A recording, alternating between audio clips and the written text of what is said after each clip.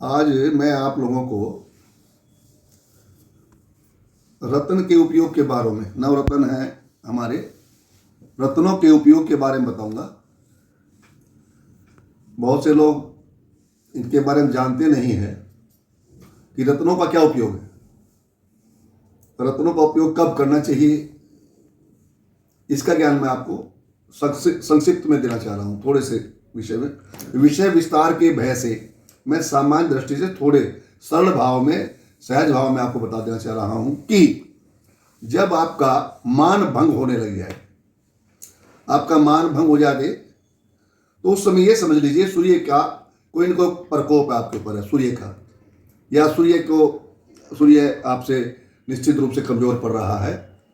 तो उस समय आप पहन सकते हैं अपनी रूबी या माणिक इत्यादि, तो मान भंग जो है वह दोष समाप्त हो जाएगा।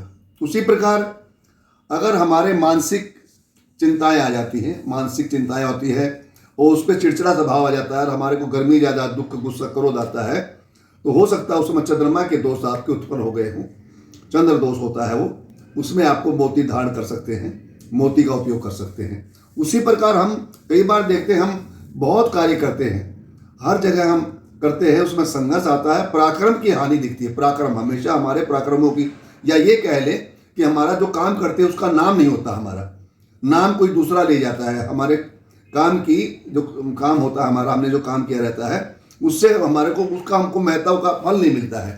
तो फल नहीं मिलने का मतलब, पराक्रम का फल नहीं मिलने से ये समझ लीजिए कि हमारे पराक्रम का स्वामी होता मंगल। मंगल दोष निश्चित ही कमजोर है, कोई कारण है मंगल के दोष का, उस समय हमको मूंगा पहनना चाहिए और मूंगे का उपयोग करने से हमारे पराक्रम की वृद्धि होगी। अब हम चलते हैं ज्ञान विज्ञान व्यवसाय के ऊपर। जीवन में इन चीज़ों का बहुत महत्व है, ज्ञान का, विज्ञान का, व्यवसाय का। इनका स्वामी जो होता है बुद्ध होता है। जब भी हमारे इन चीज़ों में हानि होती है, हमारी बुद्धि इस काम नहीं करती है, ज्ञान कार्य नहीं होता है, या हमारे व्यवसाय में हानि होती है, जब हमारे व्यवसाय में हानि होती है इत्यादि होती है, तो ये समझ लीजिए, ये समझना चाहिए कि हमारे ऊपर बुद्ध का अच्छा योग नहीं है, बुद्ध कहीं हमारा कमजोर है, हमारे ऊपर हमको बुद्ध को शक्तिशाली करना चाहिए। जब बुद्ध शक्तिशाली करेंगे तो हमारे ज्ञान की और विज्ञान की, व्यवसाय की, बुद्धि विवेक की वृद्धि होगी।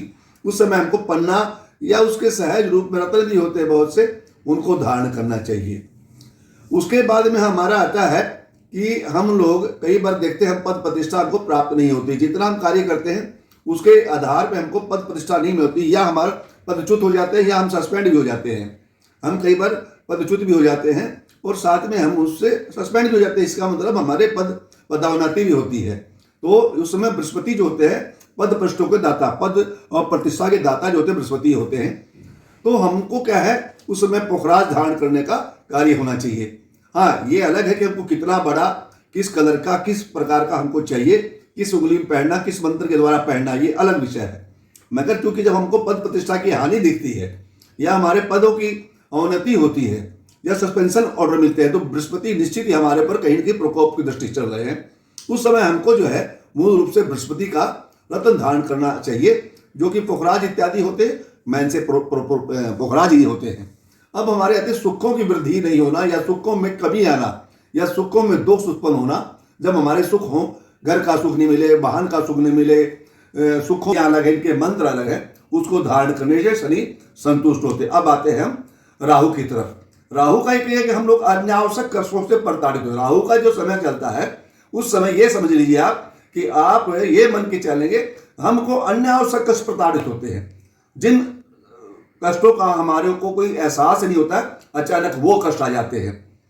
इसका मतलब भिन्न भिन्न प्रकार के, हम रोज प्रत्येक क्षण कोई न कोई दुख हमारे ऊपर आ जाता है, आज आया कल आया, रोज आते रहता है।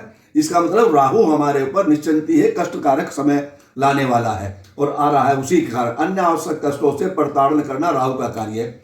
राहु मारक नहीं है, मारता नहीं है, क्योंकि उसके हाथ पैर नहीं है। क्योंकि केतु के पास हाथ पैर होते हैं, राहु के पास गर्दन होती है, वह प्रताड़ना करता है, डराता है हमको, भयातुर करता है। राहु जो है भयातुर करता है और भय की वृद्धि करता है राहु, इस बात का ध्यान रखिए आप। तो उस समय हमको गोमेद धारण कर सकते हैं। हम गोमेद धारण करेंगे, निसंदेह राहु की संतुष्टि प्राप्त होगी राहु को, और हमारे अनावश्यक कष्ट होते हैं वो न्यून हो जाएंगे, कम हो जाएंगे, बड़ा कष्ट ना होकर के छोटा कष्ट हो जाएगा। अब आते हैं हम बलों की हानि। हमारे बल की हानि होगी, हमारे कुल की हानि हो रही है, हमारे पितरों से कारण दोष हो रहे हैं, उस समय हमको केतु का ध्यान देना चाहिए। या हमारे मस्तिष्क में विचार गलत आ रहे हैं, या हमारे घर में बच्चे विकलांग पैदा हो रहे थे, या हमारे घर में बुद्धिहीन बच्चे पैदा हो रहे हैं, विवेकहीन बच्चे पैदा हो रहे हैं, पागल बच्चे पैदा हो रहे हैं, इसका मतलब हमारे घर में, हमारे में केतु का दोष है। केतु कुल की उन्नति करता है, बल देता है। तो मसलन हमको लहसुनिया धारण करना चाहिए। ये लहसुनिया धारण करना चाहिए, ये हमारे 9वां ग्रह है। इन सबको मैंने आपको आज बताया है, विवेक से बताया है, और आपने ध्यान से सुना होगा। आप लोग इससे इसका लाभ उठाएं। जय भोलेनाथ की जय, भोलेनाथ की जय।